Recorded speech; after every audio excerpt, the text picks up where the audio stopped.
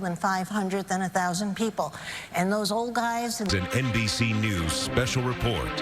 Here's Lester Holt. Good day, everyone. We're coming on the air because a verdict in the murder and manslaughter trial of former Minneapolis police officer Derek Chauvin has been reached. He is charged with killing George Floyd last May. The video of the officer's knee on Floyd's neck ignited global protests over police use of force. This has been one of the most highly anticipated trials in decades. Communities across the country on edge, preparing for possible unrest following the verdict. Even the White House is developing a plan of action to protect public safety, and it's an issue on social media, too. Facebook will be limiting posts that could incite violence. Hennepin County Judge Peter Cahill will soon be addressing the jury as it prepares to deliver its verdict. Right now, we want to go to NBC's Gabe Gutierrez, who's been following the trial since it began last month. Gabe, first of all, what's the time window when we expect to hear the verdict? Well, Lester, the verdict is expected to be delivered and read out loud in court at 4:30 Eastern time. That's in about less than an hour. We just got notice of this just a short time ago, Lester, and I can tell you within the past few minutes we've seen some protesters, some demonstrators.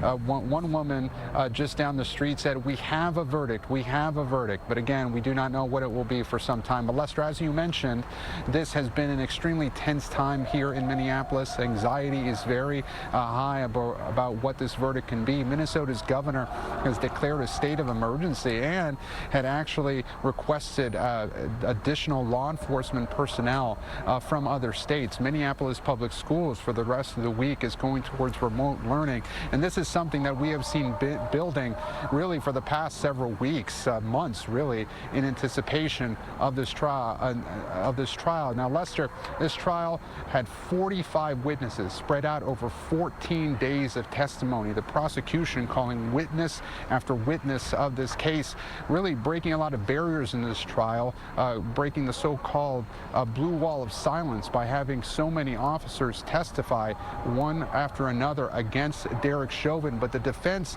has countered and said that George Floyd died not due to Derek Chauvin's knee on his neck, but due to other factors that included drug use and underlying health conditions. We have seen demonstrators here over the past several days, especially yesterday, as this case went to the jury. There were several hundred peaceful demonstrators that gathered here outside the courthouse, but tensions have risen considerably over the last week, more than a week or so, since that other shooting just 10 miles from this courthouse in Brooklyn Center, Minnesota, where Dante Wright was shot in a police-involved shooting as well. So this is all converging right now. Again, Lester, we are expecting that verdict to be read in just a short time, 4:30 Eastern time. And then shortly after that, we expect the Attorney General to speak 20 minutes after that verdict is read. Derek Chauvin is facing charges of second-degree murder, third-degree murder, and second-degree manslaughter in this case, Lester. Gabe, I haven't done the math. Are we looking at about 10 hours of deliberations, roughly? Yes, a little bit more than 10 hours of deliberations. The jury got it around 5 o'clock Eastern time yesterday, deliberated for about 4 hours before they went home for the night. Deliberations resumed today around 9 o'clock Eastern time. And yes, about 10 hours. There was another major case here in Minnesota, the Noor case, Mohammed Noor, another Minneapolis police officer. He was convicted in about 11 hours. So again, and about that same timeline. But you know, we really hadn't gotten any sense of what the jury was thinking, because oftentimes in these types of cases, Lester, there are questions that the jury may ask a question. We were told that the jury would be allowed to ask questions over Zoom, but to our knowledge, no question was asked. So we haven't, you know, been able to read the tea leaves in that sense about what the jury may have been thinking. Of course, Lester, because of COVID protocols, this has been a trial unlike none other. They were sequestered once deliberations began, and this was a jury of, it was was 12 jurors, 6 white jurors, 4 black jurors, 2 multiracial, 5 men, 7 women. That really this trial has been so closely watched. Back going into jury selection, there was a lot of questions, a lot of anticipations about the jury questionnaire they had to fill out. There was a lot of concern heading into this trial that they would be able to find an impartial jury, but the judge took great pains to make that happen. And even controversy throughout the trial about whether the jury should be sequestered or not. The defense coming back after that Dante Wright shooting the day after and asking for the jury to be sequestered. The judge said no, that they would only be sequestered once they entered deliberations. And so that's where we're at. Again, the verdict breaking just a short time ago that the jury has reached a verdict after more than 10 hours of deliberations. We're expecting to hear that verdict within the hour, Lester. All right, Gabe, I'll ask you to stay with us as I turn to criminal defense attorney and NBC News legal analyst Danny Savalas. Danny, I won't ask you to read tea leaves. We will know the verdict when we know the verdict. But talk about the 3 charges they had to consider. How complicated would it be typically to go through and understand what would be necessary for those charges to him to be found guilty on? These are complicated charges in any ordinary situation, but Minnesota makes it a little more complicated by calling crimes murders that are admittedly unintentional killings. And you also have the confounding factor that second-degree murder and third-degree murder really aren't separated by degree or seriousness. They're separate crimes. Second-degree murder is essentially what's called felony murder, and the jury has to find that there's an underlying felony, in this case, aggravated assault. So they essentially have to find 2 crimes. And then you move to third-degree murder, which is totally different. It's murder committed during an eminently unsafe, eminently dangerous act, an intentionally dangerous act, which is different. It doesn't even require a felony. So the jury absolutely had some challenges here. And frankly, I'm surprised there weren't more notes sent out to ask questions about what exactly does it mean? What does intentionality mean? And then, of course, you have causation, which is always a tricky legal concept. Is it enough that he had his knee on his back and the person died? Or what do you need to show as a result? And what do you need to show about Chauvin's intent? These are tricky issues, especially causation, and particularly in this case, because causation is the one thing that if the defense prevails here, it's a defense to all charges, along with the argument that the knee restraint was authorized or acceptable under Minneapolis police procedure. Let me ask you, maybe you answered it, but let me ask you this. It has to be one of the 3, or could there be any combination of those 3? It could be a combination. It could be any, all, or none. Or, of course, we know this didn't happen, but they could have deadlocked on some or others. But we know that there's a verdict, and so it can be not guilty on some, guilty on others. All right, Danny, I'll ask you to stand by as well and bring in Melissa Murray, an NBC News contributor and also a former law clerk to Judge Sonia Sotomayor. It is great to have you with us. I want to talk about, you know, no matter what the verdict, there will be questions about the system. Did the system work?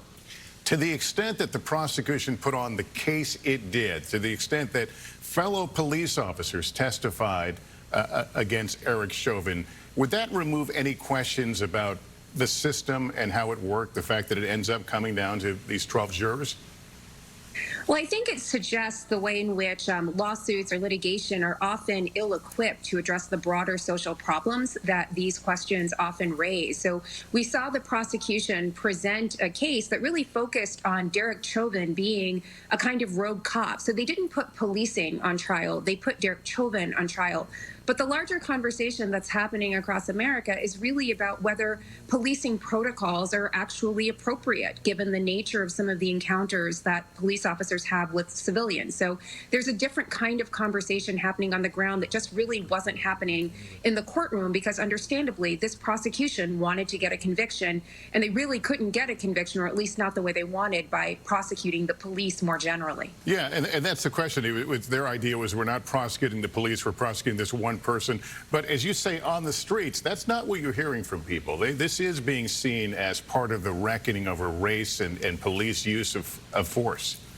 And I don't think it helped, Lester, that during the course of this trial, we had so many other episodes of police violence involving civilians, the Adam Toledo case, the Hernandez case in Virginia, and then, of course, the Dante Wright case. So it seemed almost as though during the course of this trial, there was this ongoing epidemic of violence. And that wasn't something that the prosecution was really equipped to address in their case against Officer Chauvin. Let me go back to Danny Savalas.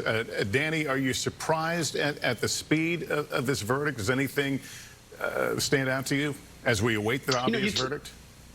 You know, you talk about that this verdict may have come back very quickly, but if you look at average verdicts, even in serious crime cases, sometimes a jury's only out for a couple hours. This jury has worked for 11 hours or so, as Gabe and you talked about earlier a few minutes ago.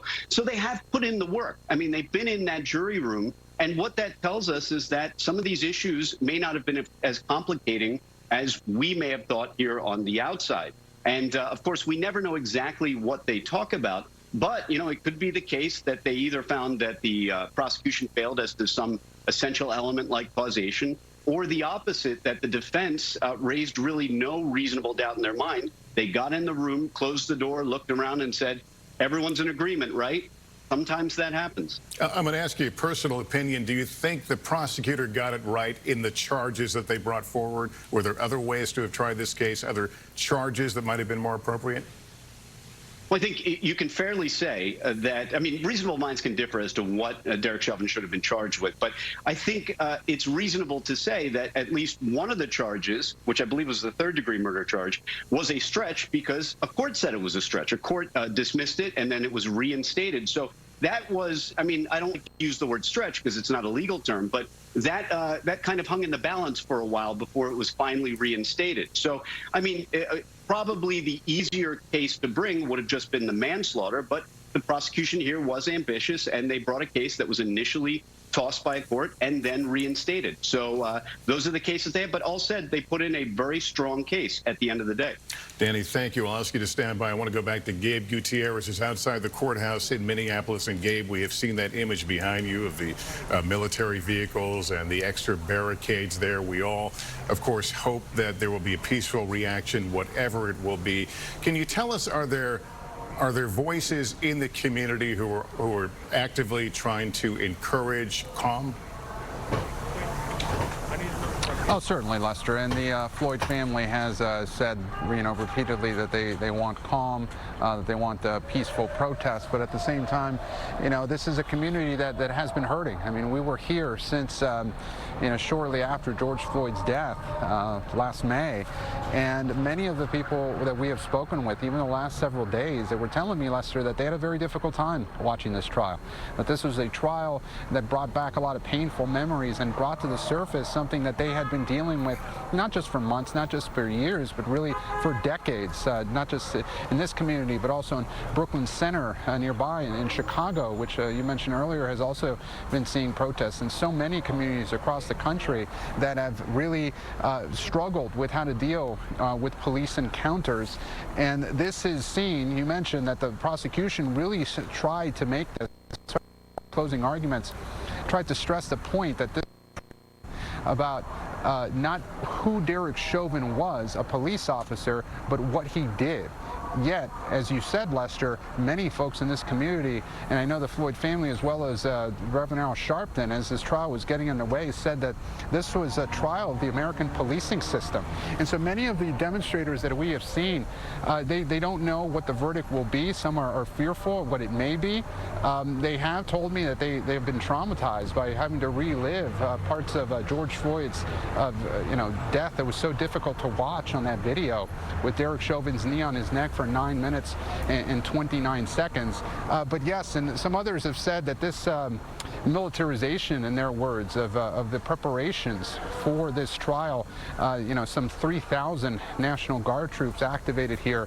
Parts of downtown Minneapolis have been boarded up with razor wire across police precincts for weeks. It's been very difficult to live under this cloud, under this this trial hanging over this whole community for the past several weeks. The mayor telling me, as this trial was getting underway, as jury selection was getting underway, that this was one of the most significant moments in Minneapolis's history. So, Lester, I don't think the the significance of this trial, not just for this community, but really for the entire country, can be overstated. Right now, as we're seeing, you may see some folks walking behind me. There's, they're starting to gather outside of this courthouse. Behind me, you've been seeing this picture of this military vehicle behind me. On the other side, there have been, demonstrators that gather there. They've been gathering on both sides of the courthouse. Yesterday, some of the protesters put up air fresheners on some of the side of this wall, signifying the encounter with Dante Wright. And there were these peaceful protests. These marchers went across the streets of Minneapolis yesterday, as they have done, really, for the better part of a year now. But yes, the word has quickly spread, Lester, that this verdict has been reached. They are now anxiously awaiting for that verdict to be read within the hour. But I can tell you, Lester, having come here multiple times over the past, a little less than a year now, this is a community that has been anxiously awaiting this moment for quite a while. Has the Floyd family been in the courtroom each day in session, and would we expect they'll be in the courtroom for the reading of the verdict? Yes, Lester. The Floyd family, let me describe for you. I was able to be inside the courtroom during one day because of the COVID situation. Again, only 2 pool reporters are allowed at any one time, but there is a seat reserved for a member of the Floyd family or a supporter of the Floyd family, as well as one seat for the family or supporters of Derek Chauvin. And there has been a Floyd family member there each and every day. Oftentimes it has been Philonise Floyd, which is Floyd's brother. He actually testified during the trial. He was a spark of life witness and delivered a very emotional account of George Floyd and his relationship with his brother and also their mother.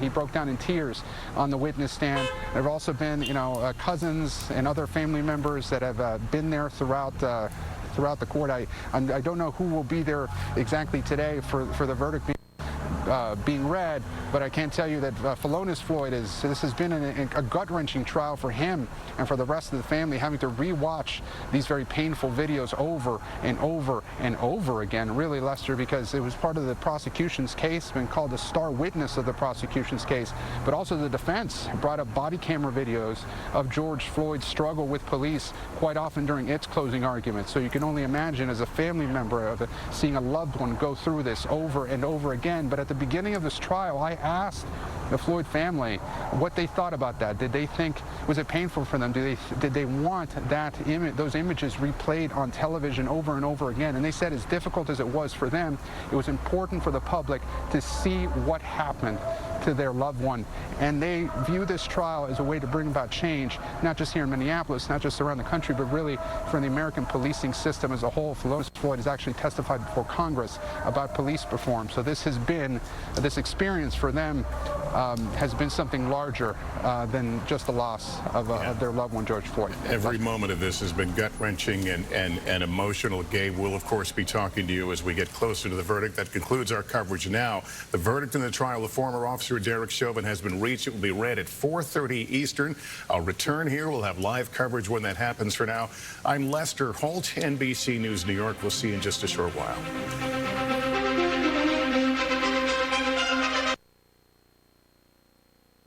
Live, local.